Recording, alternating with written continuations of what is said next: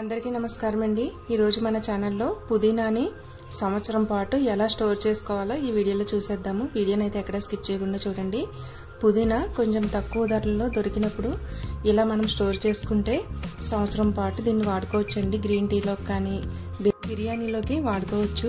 ఇది చాలా మంచి స్మెల్ వస్తుందన్నమాట। దీని కోసం నేను నాటు పుదీనాని అయితే తీసుకున్నాను।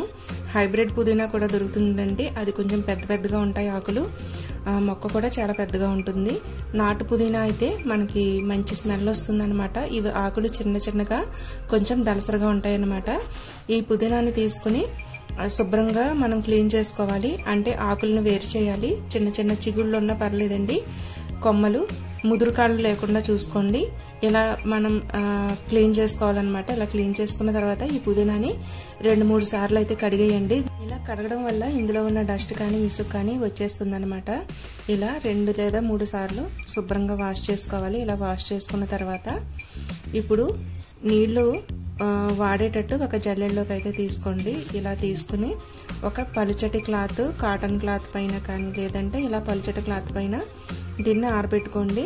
ఇవి నీడన ఆరబెట్టుకోవాలన్నమాట, ఎండలో పెట్టొద్దు, నీడలోనే మనం దీన్ని ఆరబెట్టుకోవాలి। వేసవకాలంలో అయితే ఒక రోజులోనే మనకి ఇవి పూర్తిగా డ్రై అయిపోతాయండి। అదే మనం శీతాకాలం ఇలా అయితే 2 డేస్ పడుతుంది। మనకి ఇలా నీడన మాత్రమే వీటిని ఆరబెట్టుకోవాలి, అప్పుడే మనకి ఇవి గ్రీన్గా తయారవుతాయి అన్నమాట।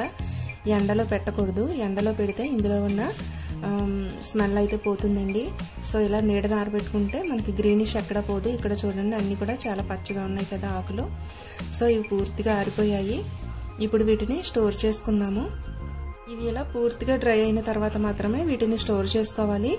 మీకు రెగ్యులర్గా పుదీనా దొరికితే పర్లేదండి, కొంచెం సిటీలో ఉన్న వాళ్ళకి ఇలాంటి వాళ్ళకి రెగ్యులర్గా దొరకదు కదా।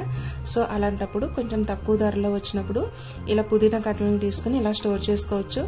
మనకి ఫ్రెష్గానే ఉంటాయండి, స్మెల్ ఎక్కడికి పోదు, పుదీనా స్మెల్ చాలా మంచిగా వస్తుందన్నమాట।